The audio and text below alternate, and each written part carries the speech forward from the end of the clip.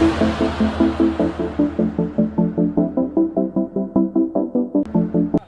दोस्तों, मैं सुमित यादव, आप देख रहे हैं द सुनामी। और इस समय समाजवादी पार्टी के जिला मुख्यालय लखनऊ में मौजूद हूं और चुनाव बहुत नज़दीक है, नगर निगम के भी चुनाव बहुत नज़दीक हैं और लगातार मैं लोकसभा 2024 की बात मैं लगातार कर रहा हूं। उससे पहले समाजवादी पार्टी के लिए खुशखबरी कि बहुजन समाजवादी पार्टी से कुछ नेता समाजवादी पार्टी में शामिल हुए। अगर मैं बात करूं पिछले चुनाव की, जो 2022 के चुनाव थे, बहुजन समाजवादी पार्टी 22% से 12% पर आके रुकी। करीब 10% का नुकसान वोट बैंक में, वोट प्रतिशत में बहुजन समाजवादी पार्टी को हुआ। ये माना जाता है कि जो दलित वोट है उत्तर प्रदेश का, वो बहुजन समाजवादी पार्टी की तरफ जाता है। हाल फिलहाल में समाजवादी पार्टी ने राष्ट्रीय अध्यक्ष अखिलेश यादव ने बाबा साहेब वाहिनी को फ्रंटल का संविधान में रूप दिया, बाबा साहेब वाहिनी को समाजवादी पार्टी की। तो क्या इसका कितना असर आगे आने वाले नगर निगम चुनाव में और आगे आने वाले लोकसभा चुनाव में कितना असर दलित वोट बैंक पर पड़ेगा कि जो 10% वोट जो छिटका बहुजन समाजवादी पार्टी से, क्या वो समाजवादी पार्टी की तरफ आएगा? क्योंकि 2022 के चुनाव का आकलन जब करते हैं हम लोग, तो सिर्फ 5 लाख वोटों का अंतर था कुल मिला के समाजवादी पार्टी जिससे हारी। 4 से 5% वो वोट था। तो वो 10% वोट जो हारी है, जो छिटका है बहुजन समाजवादी पार्टी से, क्या वो समाजवादी पार्टी में शामिल हो सकता है? यहाँ पे तमाम जो लोग हैं इनसे बातचीत करेंगे और उसके बाद आगे की क्या तस्वीर होगी वो आपको बताएंगे। विनीत लोधी इनका नाम है। ये आज बहुजन समाजवादी पार्टी से समाजवादी पार्टी में शामिल हुए हैं। पहले तो वजह क्या रही इसकी? वजह रही जो परिस्थितियाँ हैं प्रदेश की,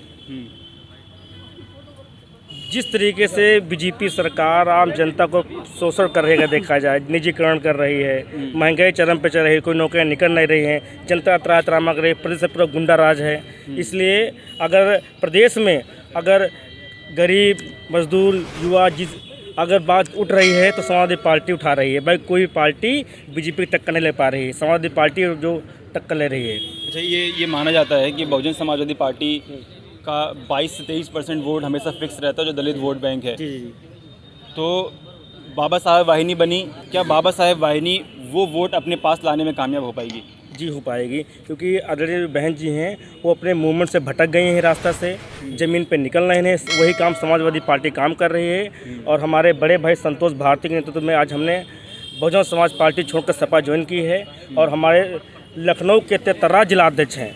पूरे ज़िले में कहीं भी किसी प्रकार का काम हो या शोषण हो, हमेशा बात उठाते हैं और मौके पहुंचते हैं। तो अब आगे के चुनाव है, नगर निगम के चुनाव है, लोकसभा के चुनाव हैं, क्या उसमें क्या तैयारी समाजवादी पार्टी की और कितना असर, कितना वोट? क्योंकि मैं बात कर रहा था 5 लाख वोटों का अंतर था पिछले चुनाव में, सिर्फ हार का अंतर 4 से 5% वोट है, वो क्या वो कवर हो पाएगा? जी, जब से अम्बेडकर वाहिनी जो संगठन अब पार्टी में शामिल हुआ, बना हुआ है, तब से जो मूवमेंट है बहुजन भाई का, जो बाबा साहब को मानते हैं, वो सभी जात के लोग अब ज़्यादातर समाजवादी पार्टी में जा रहे हैं और बहुजन समाज पार्टी ख़त्म हो रही है। सपा जितने भी चुनाव होंगे नगर निगम लोकसभा के, उसमें अपनी सीटें जीतेगी, हम लोग सरकार बनाएंगे, अपना महल बनाएंगे।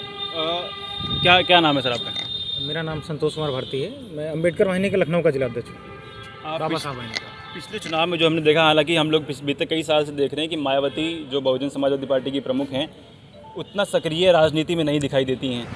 हर मुद्दे पर उतना मुखरता से बोलती हुई भी नहीं नज़र आती हैं। तो क्या उसका फ़ायदा समाजवादी पार्टी की तरफ होगा? क्योंकि जो पिछले चुनाव में जो 10% वोट था, उसका आकलन जब किया गया तो ये लगा कि राशन के चक्कर में वो भाजपा की तरफ गया वो वोट।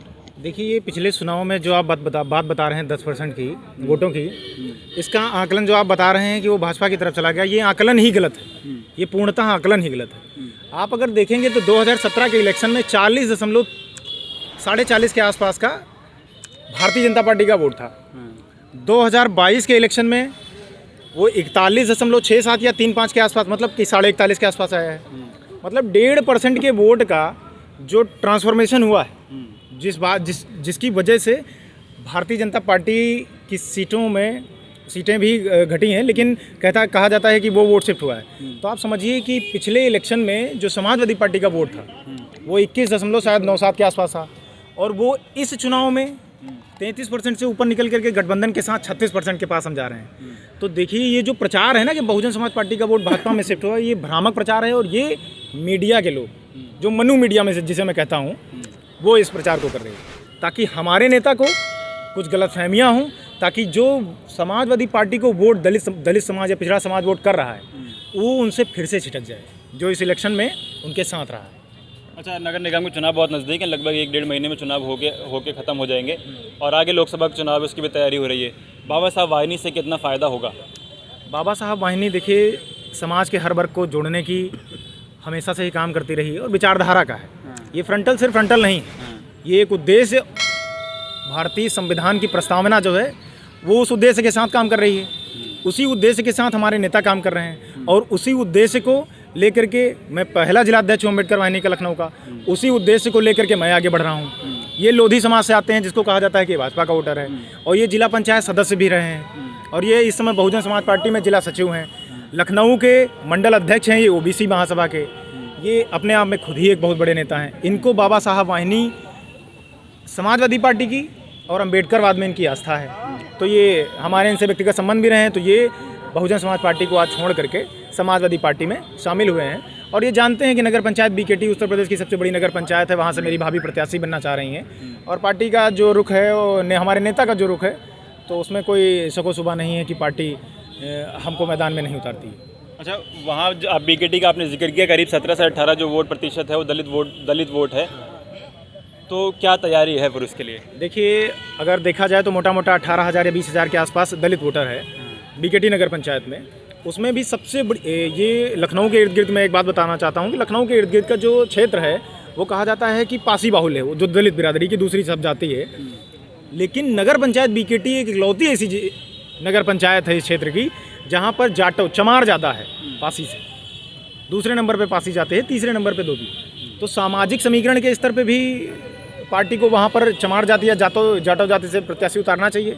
ये समीकरण के लिहाज से भी बहुत अच्छा है और लोकसभा के इलेक्शन के लिए भी बहुत अच्छा है, क्योंकि लोकसभा हमारी पार्टी दलित समाज से पासी बिरादरी के किसी बड़े नेता को उतारेगा मैदान में, तो उसको मजबूत करने के लिए, जैसे कि हमको मजबूत करने के लिए ये हमारी पार्टी में शामिल हो रहे हैं। हमारे मजबूत होने से समाजवादी पार्टी मजबूत होगी, समाजवादी पार्टी मजबूत होने से लोकसभा एमपी मजबूत होगा। तो ये सारी कड़ियाँ हैं जिनको जोड़ करके हम लोगों को आगे बढ़ना है। आपने बताया कि लोधी समाज, क्योंकि हम लोग देख भी रहे हैं वो जो पूरा बेल्ट है, लोधी समाज जो है भारतीय जनता पार्टी के साथ जाता रहा है, शायद उसकी वजह कुछ भी हो सकती है, क्योंकि अभी फ़िलहाल कल्याण सिंह की डेथ होने के बाद ये खबर फैली कि अखिलेश जी वहाँ नहीं पहुँचे, तो उससे भी काफ़ी बिखराव लोधी समाज में आया। तो लोधी समाज क्या अब उसको साथ लाने के लिए क्या कोशिश है? देखिए, हमारे नेता उस समय इस देश में नहीं थे जब ये घटना घटी, तो ये कहना कि हमारे नेता वहाँ नहीं गए तो परिस्थितियों बस वो नहीं जा पाए। और लोधी समाज के जो लोग हैं, जो विचारधारा से जुड़े हुए लोग हैं, वो पार्टी के साथ, समाजवादी पार्टी के साथ मजबूती के साथ खड़े हो रहे हैं। उसका उदाहरण आप देख रहे हैं। और बाबा साहब वाहिनी के लिए जो हम लोग काम कर रहे हैं इस ज़िले के अध्यक्ष होने के नाते, और मैं प्रत्याशी तो बाद में बनूंगा, लेकिन मैं इस ज़िले का अध्यक्ष पहले हूँ अम्बेडकर वाहिनी का, तो मुझे संगठन के तौर पे तो मुझे काम करना ही है। आज भी कर रहा हूँ, कल भी करूँगा, पद रहे या ना रहे, पार्टी वहाँ से प्रत्याशी घोषित करे या ना करे, वो अलग चीज़ें हैं। लेकिन पार्टी को कैसे मजबूत करना है, क्योंकि देखिए आने वाले इलेक्शन जो हैं वो बाइपोलर इलेक्शन होंगे। 2022 के इलेक्शन ने एक बात ये बता दी है कि आने वाले इलेक्शन जो होने वाले हैं 24 के या 29 के या उसके बाद के, वो सारे बाइपोलर इलेक्शन होंगे और नगर निकाय का चुनाव भी बाइपोलर ही होगा। समाजवादी पार्टी और भारतीय जनता पार्टी के बीच में ही लड़ाई है। तो मेरा ये सारे लोगों से विनती है कि जो भी अम्बेडकरवाद में विश्वास रखते हैं और इस संविधान को बचाना चाहते हैं, बाबा साहब के दिए हुए संविधान को अगर बचाना है तो चुनाव बाइपोलर होगा, तो इससे बीजेपी को फ़ायदा नहीं होगा।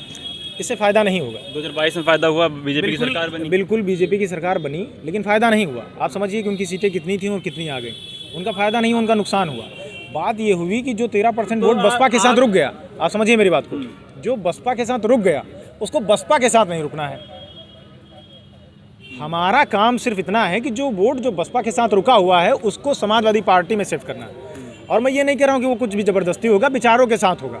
अगर वो विचारों के साथ हो जाएगा, और विचारों पे काम हमारे नेता आदरणीय अखिलेश यादव जी कर रहे हैं। कांसीराम साहब ने बसपा का संस्थापक रहे हैं, मान्यवर कांसीराम साहब। आज देखिए हमारे नेता उनकी प्रतिमा का अनावरण करने रायबरेली गए हैं, स्वामी प्रसाद भाई।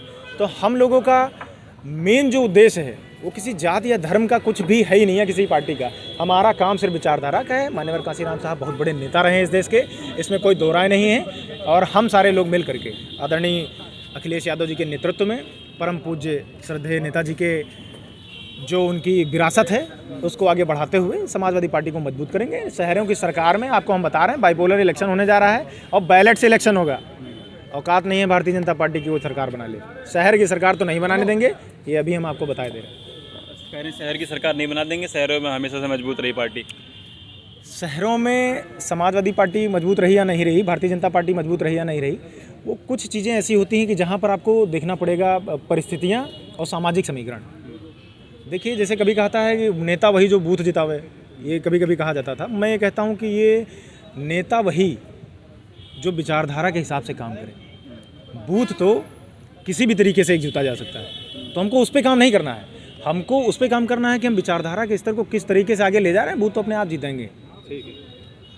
तो नगर निगम के चुनाव बहुत नज़दीक हैं और लगातार मैं खैर लोकसभा की बात भी मैं 2024 की कर रहा हूँ, उनकी ज़्यादा समय उसको भी नहीं रहता है। और नगर निगम के चुनाव उत्तर प्रदेश में जनता किस तरफ जा रही है वो लगभग तय कर देंगे। कुछ समय में होने हैं, सभी तारीखें और आरक्षण जो है वो आ चुका है। बहुजन समाजवादी पार्टी, क्योंकि मैं बार बार बोल रहा हूँ, बहुजन समाजवादी पार्टी का 2022 में जिस तरीके से वोट परसेंटेज में जो कमी आई, जो हमेशा से कहा जाता था कि 22% वोट से बहुजन समाजवादी पार्टी की शुरुआत होती है, वो आके 12% पे आया। और उसके बाद फ्रंटल का रूप देना बाबा साहब वाहिनी को समाजवादी पार्टी में, ये सब जो समीकरण, जो तैयारियां समाजवादी पार्टी की हैं दलित वोट को साधने की, वो कितना काम कर पाएगी ये देखने वाली बात होगी। फिलहाल ये वीडियो मैं ख़त्म कर रहा हूँ। आप लोगों से मुलाकात अगली वीडियो में होगी। जुड़े रहे हमारे साथ, तब तक की नमस्कार।